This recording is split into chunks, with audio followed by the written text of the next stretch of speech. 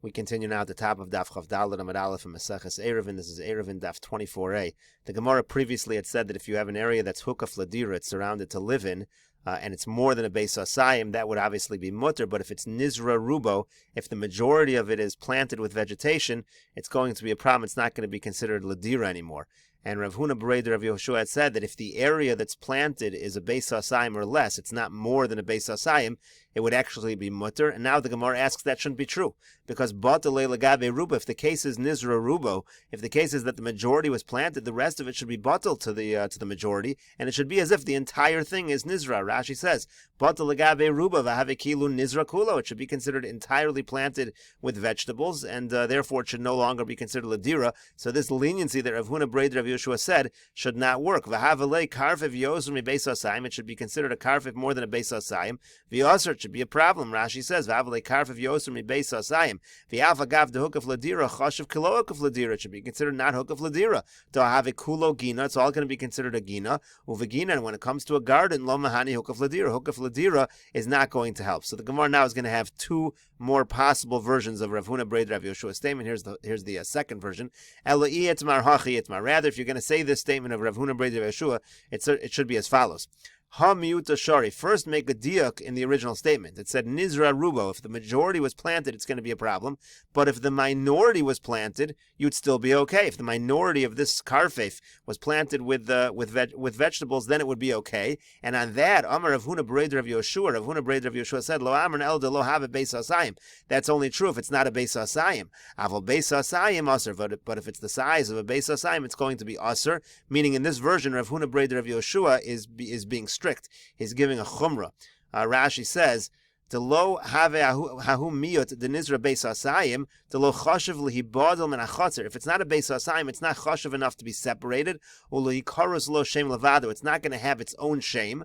Aval beis asayim, but if it's the size of a beis asayim or more, nikra karfef shelo hukaf ladira. That area, that minority area, but it's a beis asayim or more, is going to be called a karfef that's not hukaf ladira.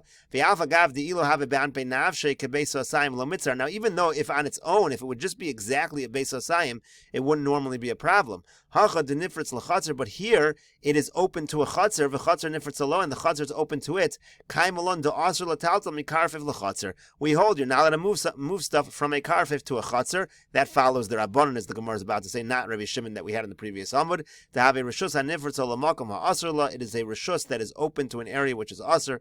V'osern ha'rishuyos zu lazu, and the two rishuyos aser one another. Vein metalton lo bazeh v'lo bazeh, and you cannot move things around in either one. And the Gemara says, Keman, who is that following? Kirabbanon, that follows the Rabbanon again, that you can't move things around from a chotzer to, in this case, a chotzer to a gina. You're not allowed to do that. And Rashi explains here, Keman amrinon deshtei reshuyos ninu. Who do we say? Who does this follow? That it's two separate reshuyos. You have a karfif and a chotzer. They're open to one another, and you have a problem. Kirabbanon depligi olad Rabbi Shimon b'perakol gagos v'amri kol chad v'chad reshus le'atzmo. According to the Rabbanon, these are all independent reshuyos. V'alfa gav deleka diurnbo, even though you don't have different people living in them. The leisra adari, that they would answer one another. Ein metaltalim izelazeh. You can't carry from one to the other. So again, it's nifritz olamakom ha'aser, and you cannot carry at all. Now that is if you're going to learn Rav Huna Bereder Rav Yehoshua l'chumra. However, Rav Yirmiyah midifti masni l'kulo. The Gemara says Rav Yirmiyah midifti, he learned this l'kula. He had Rav Huna Bereder Rav Yehoshua saying a leniency as follows: Ha miuta shari. Again, you start with the same diuk, that if a minority of this enclosed area was planted with vegetation, you're still okay. And on that, Amar Rav Huna Bereder Rav Yehoshua lo amar ela beis asayim. That's only true if it's a beis asayim. Avol yoser mi beis asayim aser keman Rabbi Shimon. If it's more than a beis asayim, it's aser like Rabbi Shimon. So he's still strict in the sense that he's saying something is aser, but this is a more lenient position, because here he's saying that if it's exactly a beis asayim, it's going to still be okay. That follows Rabbi Shimon, who says you're allowed to move things around from a karfef to a chotzer. It's not a problem. If it's more than a beis asayim, it already turns into a karmelis. We'll see the Rashi, and then it's going to be a problem. Rashi says, Lakula da'afilu hamiyat beis asayim. The kula is as follows. Even if the minority of the area is a beis asayim, the mikri karfef, where it's already a choshev area, it's called a karfef, kevan devan be nafshe shari, since on its own it would be permitted, hashtanami shari, here also where it's open to a chotzer, it's still permitted, v'lo asri hadadi, they don't prohibit one against the other, de'ilu hayam mechitza beineim havashari, because if there was a wall between them, it would certainly be permitted, l'tel tulan mizel, l'zeh, carry from one to the other, Rabbi Shimon, that's like Rabbi Shimon. V'hashta the nifritzu zeh l'zeh, now that they're open to one another, lo nifritzu l'rishos asr lo, it's not open to an area which is asr for it, avol yoser mi beis asayim, but if it would be more than a beis asayim, nase karmelis, it would become a karmelis, uvaha, which is basically a rishus harab midrabanan, uvaha afilo Rabbi Shimon moda de'en metaltlan mechatzer lekarfif yoser mi beis asayim.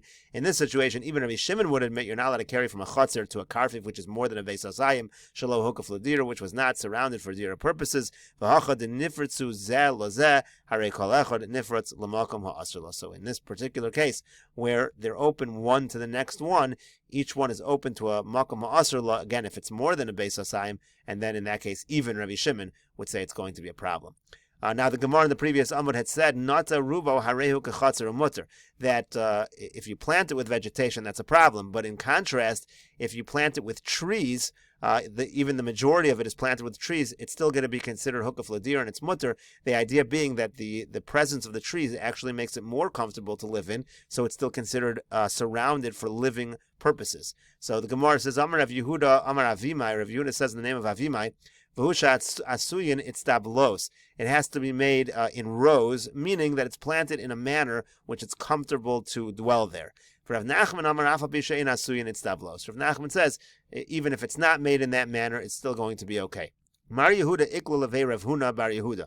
Now Mar Yehuda, he went to the house of Rav Huna bar Yehuda. Chazinu lahanu delo avidi itztablos. He saw exactly the scenario, and it was not made in rows, so it wasn't made in that fashion. The kamatatli begavai, when they were carrying in it, apparently they were carrying like Rav Nachman, who we just saw was lenient. So Amar Lei said to him, "Lo savar lamar loha davimai." You don't hold of that which Avimai said that you have to be strict, that it has to be done itztablos, it has to be planted in rows in an orderly fashion. Amar Lei said to him, "Anak Rav Nachman svirli." He said, "I hold like Rav Nachman that you can be lenient even if it's not planted in that fashion." Amar Rav Nachman, Amar Shmuel. Rav Nachman says in the name of Shmuel, "Karfef yoser mi beis asayim shelo hukaf ladira." Let's say you have an enclosure that's more than a beis asayim and it was not hukaf ladira, so you technically have a problem here. You're not allowed to carry. How can you fix the situation?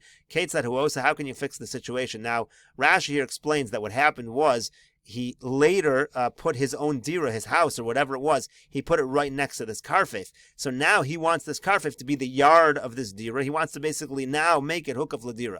So what should he do? Poritz bo pirtza yoser me'eser. He opens up a breach in the fence more than 10 amos. The godro umamido al eser. And then he has to fence it up so that it's only 10 amos umutter, and that's going to be okay. Rashi here explains, Keitzad hu osa poritz lo pirtza yoser me'eser. He makes an opening more than 10. To have a kamisha ein bo mechitzos. Once you have an opening more than 10, it's as if you've destroyed all of the walls. That really is the point. The point over here is you don't want to tear down the entire thing and build it again. But once you have a pirza more than 10 amos, it's as if there are no walls. The goder v'sosem osa pirzo mami dal, then he can close it up, make it 10 amos, have a pesach, make it like a doorway. Well, the vasof hukaf ladira, it's like a pesach, it's like he made this pesach, and then afterwards hukaf ladira sheniftachalo, that was opened up. The liolam beinan sheyigdor yoser me'aser amos.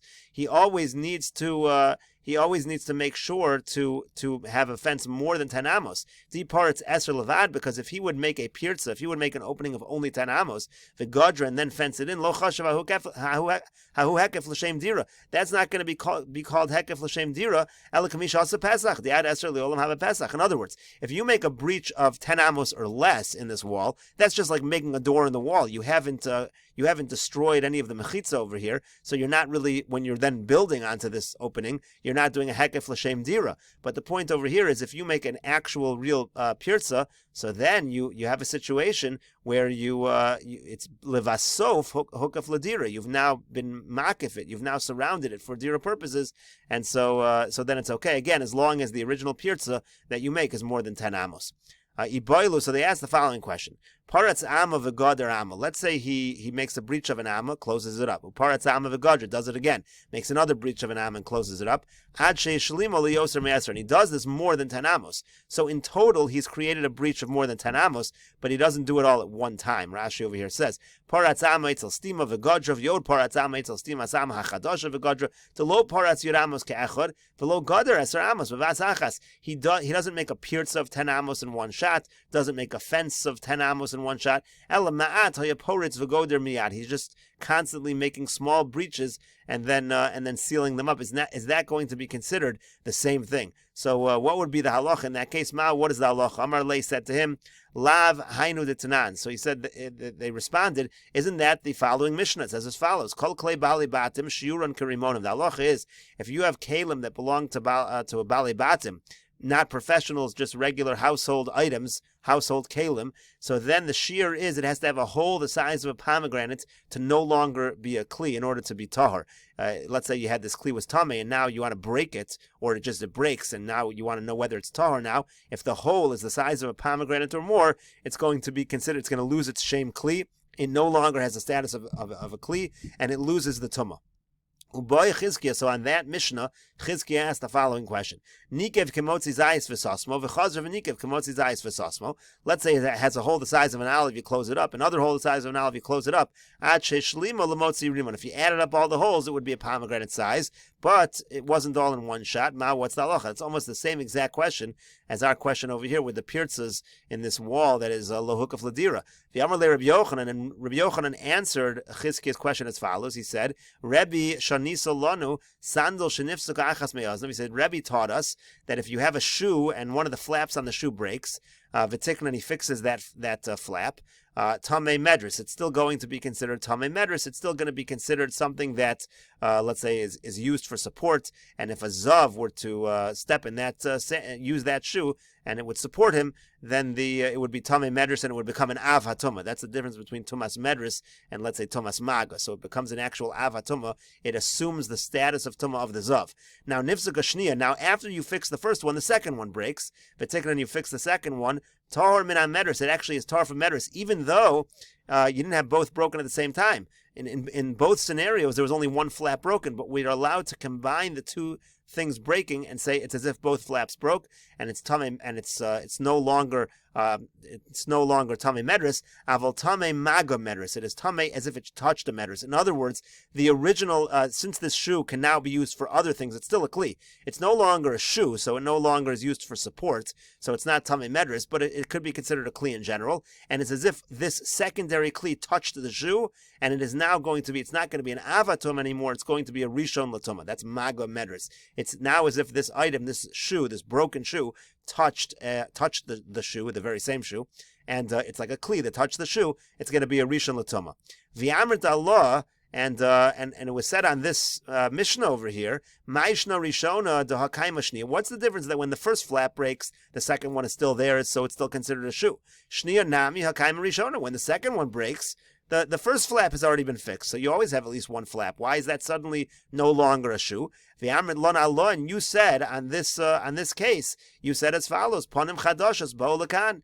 Said that you said that this is considered panim chadashas. We view it as if it has two totally new flaps, like it completely broke. Hachanami panim chadashas bo'olakan. So to over here we say panim chadashas bo'olakan. We're going to say that these pirtzas in the fence, also the case of the rimonim of the hole inside in the kli, that it adds up to the size of a rimon. It's going to be considered like it happened all at one shot. So when Rabbi Yochanan gave this answer, Panim Chadashas Bo'olakan, which he really derived from the very chiddush that Chizkiah said on this case of sandal, so he said, Kari Aleh, he called Rabbi Yochanan less din bar inish. This person is not a person.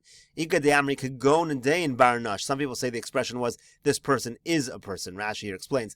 Less din bar nash means elamalach. He's not a person. He's not human. He's an angel, to be able to have thought of this connection. Or the statement about Rabbi Yochanan was, kagon dein bar nash adam gadol. This is a real person. This is a great person. In any case, that's what they said about Rabbi Yochanan. Again, because Rabbi Yochanan was able to realize that Chizkiah's answer to the case of the sandal would answer up the case of the klei balei batim, and that also answers up our case of the mechitza with pirza that adds up to more than 10 amos, but it accumulates as you're fixing each amma. And the Gemara now continues with a new case. Amar of Kahana says, Rochva shachori habatim. Let's say you have a backyard, and there's no door from your house to this backyard. It's just an enclosed area, and it's more than a beis hasayim.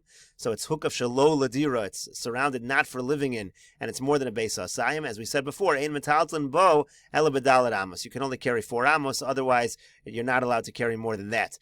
It's like a carmelis. V'yomer Rav Nachman, and Rav Nachman said, Im pasach lo pesach, mutter letaltel bekulo, pesach matiro. Rav Nachman said that if you make an opening, a doorway from the house to this yard, then it actually is going to be permitted. The pesach is going to be materit. It's going to be considered hukaf ladira in that case. But the Gemara says, "V'lo amron elisha pasach ulevasof hukaf." That's only true if you make the opening and then you surround it with a wall. Aval hukaf ulevasof pasach. But if you have the wall already there and then you make an opening from your house to this yard, then it's not going to be good. Gemara says, Pasach ulevasof hukaf. 1 second. If you make the opening and then surround it, pshit, it's obvious that it's good. That's literally hukaf ladira. What's the chiddush? So the Gemara says, Lo tzricha deis bei dari. The Gemara says, no, it's needed. There's a situation where there's a granary that is kind of in between the yard and the house. Maybe you would say that the door that the person made was really for the granary. It wasn't for this yard. It's not considered hukaf ladira. So it comes to teach us that it's considered hukaf ladira. And the Gemara says, let's say you have an area, again, more than a beis hasayim, and it's hukaf ladira, so it should be fine. But then, v'nismali mayim, it gets filled with water. So the Rabbanan thought to say this is like as if you planted it with vegetation, case we had on the previous Amud V'asr, and that would be a problem. It would no longer be considered ladira. Amar Lahu Rabbi Abba Avua Derav Breder of Mesharshia. Some people say it's Achua Derava Breder of Mesharshia. So Rabbi Abba, the brother of Rava, the son of Rav Mesharshia, says Hachi Amrina Mishmei Derava. So they said in the name of Rava, Mayim Kinitoim Damu Vishari. Water is actually considered like planting trees there, and it's going to be permitted. It's not going to take away that it's hukaf ladira. It's still going to be hukaf ladira, and it's going to be mutter. We'll see the continuation of this discussion in the next video on Daf Chavdalid Amud Beis.